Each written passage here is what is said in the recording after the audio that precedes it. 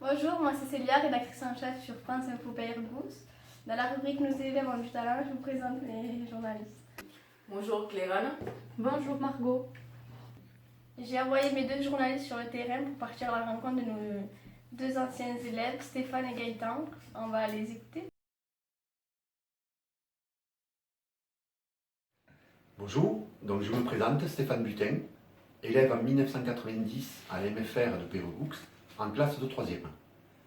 Puis en 1991, premier élève de la première promotion en CAP, BEP, cuisine en contrat de qualification. Après un an d'armée, j'ai fait la découverte du milieu professionnel dans les salles de jeu, commis dans une centrale, chef cuisinier traiteur, et en 2004, ouverture de mon entreprise, Stéphane Butin Traiteur à Castres.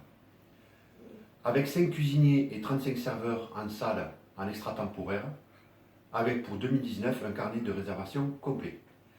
Je couvre à ce jour le Tarn, l'Aveyron, l'Aude, l'Hérault et la Haute-Garonne.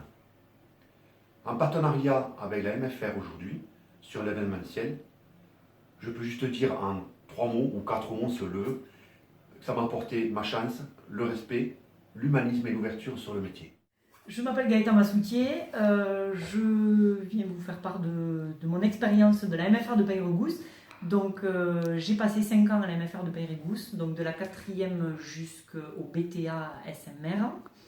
À la suite de quoi je suis partie à la Fédération départementale des maisons familiales et rurales de Breims pour continuer sur un BATEP enfance-jeunesse, donc dans la filière animation.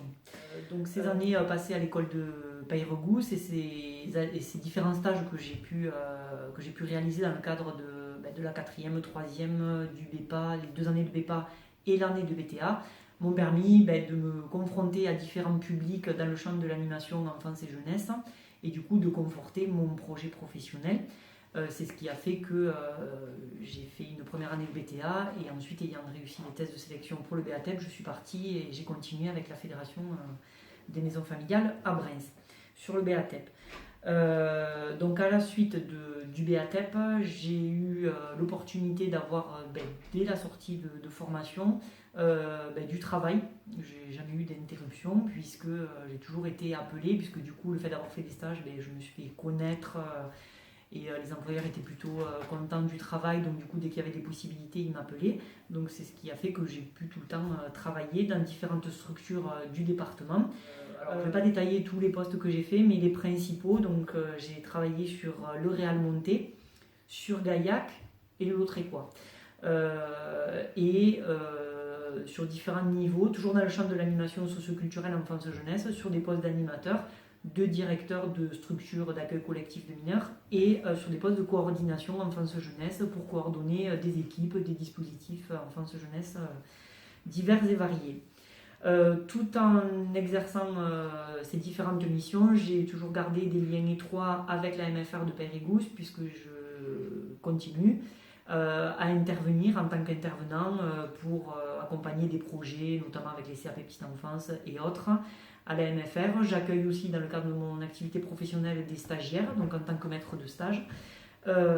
Et j'ai également réalisé 2 années en tant que formateur à la MFR de Payre-Gousse sur le module éducation socio-culturelle, donc qui correspond à mon champ de compétences. Et depuis peu, je suis administrateur de la MFR. Aujourd'hui, si j'en suis où j'en suis et si je suis la personne que je suis, c'est grâce à l'école de l'alternance et en particulier à l'équipe de la MFR de Payre-Gousse. Alors quand je dis l'équipe, c'est l'équipe d'encadrement au sens large, toute la communauté éducative qui encadre les jeunes dans le cadre de leur cursus.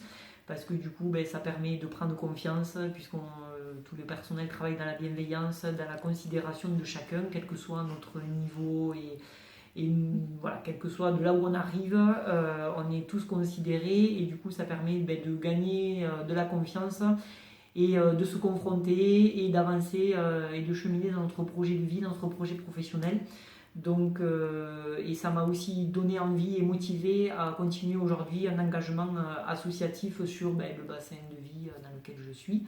Donc voilà, un grand merci à l'équipe de la MFR qui m'a permis en très très très très grande partie d'être aujourd'hui dans un métier dans lequel je m'épanouis tous les jours et un métier qui me passionne, quoi, tout simplement, et qui m'a donné cette envie de transmettre et de continuer à former, et qui m'a montré un exemple, en fait, un chemin à suivre dans ma pratique professionnelle. J'essaie pas de copier, parce qu'on ne peut pas dire ça comme ça, mais d'être dans cette philosophie, en fait, de respect, de bienveillance de chacun et d'accompagnement, pour que chacun puisse cheminer à son rythme, en fonction de ses envies.